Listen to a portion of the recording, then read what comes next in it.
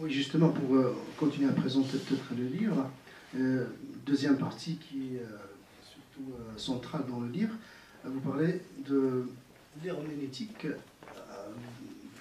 la revendication de ces femmes musulmanes d'élaborer une herméneutique féministe, ou bien une théologie féministe musulmane. Oui. Qu'est-ce que ça veut dire? Alors c'est ça. Alors, ce que j'aurais dû dire aussi en préambule, c'est que moi je m'exprime en tant que sociologue. Donc, parce que souvent la confusion est là. C'est-à-dire qu'on pense que je réinterprète le texte, que je fais de la réinterprétation des sources scripturaires. Que les choses soient claires, je suis sociologue. Avant d'être sociologue, je suis une militante. Avant d'être militante, je suis une femme de foi. D'ailleurs, je disais dernièrement, effectivement, dans l'interview du médiéviste Ike, qu'à un moment donné de ma vie, ma foi c'est politisé. Donc ma foi c'est politisé, parce qu'à un moment donné, quand on voit des injustices, quand on voit les discriminations que les femmes musulmanes vivent, ben moi c'est à partir de ma foi, c'est nourri de ma foi, c'est nourri de cet élan spirituel que je lutte pour aller vers cette égalité, en tout cas vers cette justice sociale. Et d'un autre côté, j'ai spiritualisé, on tente de spiritualiser la politique. D'accord? Donc c'est un jeu. Et pourquoi? Parce que aller vers cette égalité, ça passe évidemment par s'engager aussi sur le plan sociopolitique. Alors moi, je ne fais pas de la théologie. D'abord, je ne suis pas outillée en sciences religieuses, je suis une autodidacte, je suis une sociologue.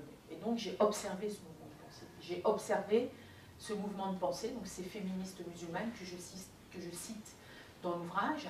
Et donc je les cite, je reviens un petit peu sur leur travail, mais je n'ai pas la prétention d'avoir fait la promotion ou élaboré justement un nouveau cadre d'analyse, un nouveau cadre méthodologique de réinterprétation du Coran pour aller vers cette égalité entre les sexes. Pardon.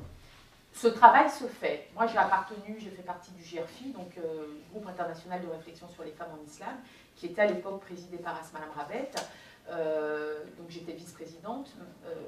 Asma Lamrabet aujourd'hui continue le travail dans le cadre de son centre de recherche sur les femmes en islam, où là, elle a une équipe de chercheuses qui sont théologiennes, qui sont formées et qui font ce travail de tenter de trouver une assise, ou en tout cas de développer ce cadre d'analyse. Donc les féministes musulmanes, aujourd'hui, qu'est-ce qu'elles disent? Elles disent qu'en utilisant les outils conceptuels des études du genre combinés à la jurisprudence islamique, il y a moyen de promouvoir cette relecture des sources scripturaires. Alors je prends dans l'ouvrage, mais là je vous renvoie à l'ouvrage, où je cite 5 intellectuels. Si vous permettez, je reprends le livre. Comme je le disais tout à l'heure, l'ouvrage, effectivement, tout a été écrit quand même il y a un certain nombre d'années. Donc je cite, non, je ne les ai pas mis dans le tableau de matière,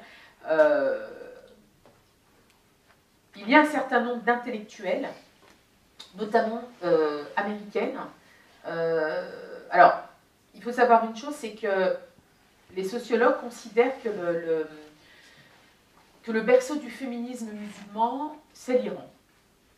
Alors évidemment, ça peut choquer, ça peut interpeller, ça peut interloquer, mais une des premières intellectuelles qui a utilisé le mot Islamic Feminism, c'était une intellectuelle iranienne, expatriée en Angleterre, et qui avait utilisé ce terme-là lors d'une conférence en Angleterre ou aux États-Unis. En tout cas, c'est vrai que la langue du féminisme musulman, souvent, c'est l'anglais. Donc, moi, effectivement, ayant fait une licence d'anglais, d'avoir accès à cette langue, ça m'a permis de lire un petit peu tous les ouvrages sur la question.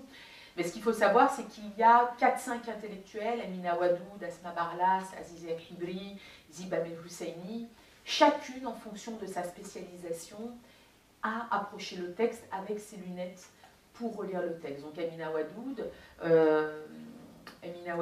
ainsi que Aziza El-Hibri, elles ont travaillé plus sur sur les versets coraniques.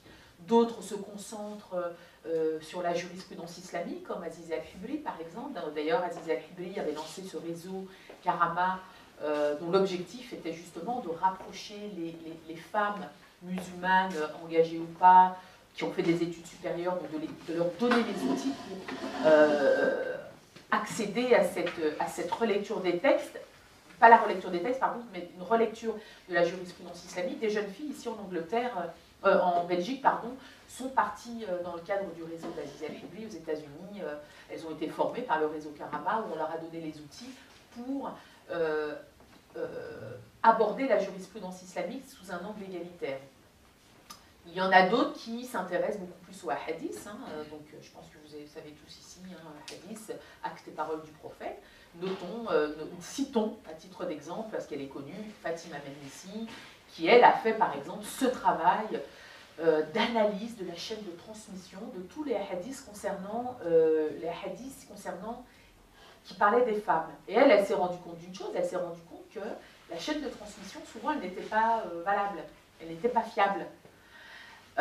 Et donc, dans l'ouvrage, je reviens un petit peu là-dessus, où elle explique, Aziz El-Hibli, elle dit, au fond, ces hadiths misogynes et machistes, ils ont été rapportés, puis rapportés des siècles les uns après les autres par des hommes, et puis ils ont été déformés pour en arriver à des interprétations misogynes et machistes. Donc elle, c'est un travail minutieux, historique, scientifique, qu'elle a fait d'analyse de la chaîne de transmission. Et elle en arrive à la conclusion que, au fond, beaucoup de hadiths ont été interprétés par des hommes, ce qui est problématique, mais qu'ils ont été transformés à leur avantage. Donc c'est un petit peu tout cela, l'herméneutique, proposer ce nouveau cadre d'analyse, ce nouveau cadre interprétatif qui va historiciser, contextualiser des versets relatifs à la femme, relatifs à la question de l'égalité, de l'héritage, du témoignage, de la polygamie. Et c'est remettre tout cela en perspective dans un contexte donné.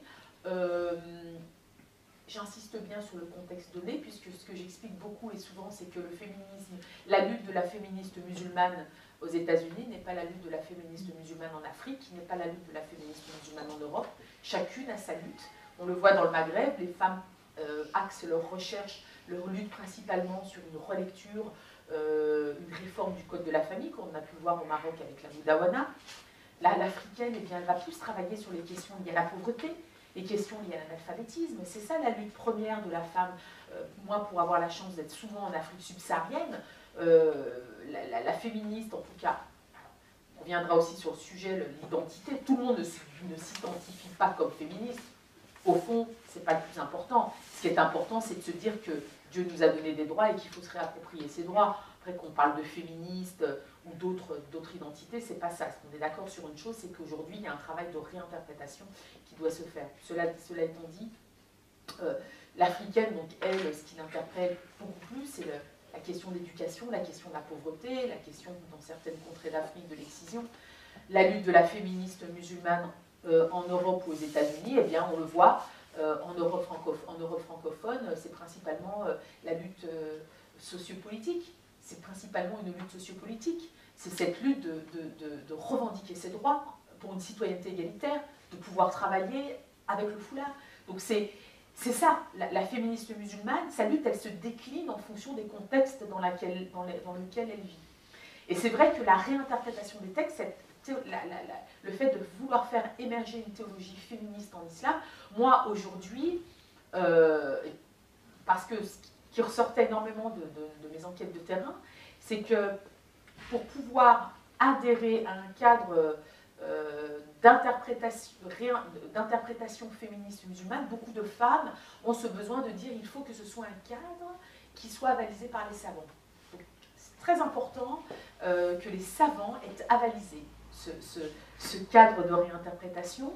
Ce qui ressort beaucoup, c'est qu'on a l'impression au fond que au niveau socio-politique, au niveau socio-économique, cette lutte contre toute forme de domination, cette lutte contre toute forme de discrimination, qu'elle provienne d'un système économique, qu'elle provienne des institutions, qu'elle provienne des hommes, il n'y a pas de problème. Par contre, réinterpréter des versets du Coran ou réinterpréter la jurisprudence islamique, là on sent bien que chez les femmes musulmanes, il y a ce besoin de dire est-ce que tel savant ou tel savant avalise cette interprétation des textes. Et ça, moi, personnellement, je pense aussi que tout le monde n'a pas les outils et tout le monde ne peut pas remettre le Coran en chantier comme il a envie. Et fait pas ça, on ne prend pas le Coran, on l'interprète comme on a envie, parce qu'aujourd'hui, il n'y a plus de limite. Moi, je suis désolée, je n'ai pas de problème avec la question de l'homosexualité. Il y a un débat, mais vous avez, une journaliste me posait la question, il y a 2 ans, et elle me dit, alors finalement, la lutte de la féministe musulmane, c'est 2 combats. Faire reconnaître l'homosexualité et donner le droit aux femmes de retirer le foulard. Elle me dit, c'est ça votre lutte finalement, d'après ce qu'on comprend. Et je lui dis, mais non, c'est pas du tout ça, là, c'est pas ça le féminisme musulman. On ne peut pas réduire le féminisme musulman au fait de reconnaître... Il doit y avoir un débat sur la question de l'homosexualité. Le débat, il a déjà lieu dans les sphères musulmanes. Hein. Il y a le débat aux États-Unis, en Angleterre, dans certains réseaux en France, même ici en Belgique. Mais la priorité des femmes musulmanes, ce n'est pas cela. La priorité de la femme musulmane, ce n'est pas de savoir si elle peut retirer son foulard ou pas. Ça relève d'un choix qui est personnel, mais on ne peut pas dire, voilà, la lutte des féministes musulmanes, c'est celle-ci, et c'est d'ailleurs une des raisons pour lesquelles beaucoup de femmes ont des préjugés sur le féminisme musulman. C'est parce que parfois on réduit la lutte des féministes musulmanes à cela. Non, c'est pas ça, c'est beaucoup plus large que ça. Et c'est vrai que je pense qu'il faut faire quand même attention à ne pas utiliser cette lutte un petit peu comme on a envie. Moi, je pense que pour réinterpréter le texte, il faut avoir les outils, mais il faut avoir aussi la formation théologique et religieuse. On ne peut pas, enfin, ça c'est un point de vue personnel, et là c'est plus Malika, la militante et la femme de foi, qui parle, c'est que je ne pourrais pas mettre les mains. Réinterpréter le texte, ce n'est pas que de la sociologie ou un travail d'historien.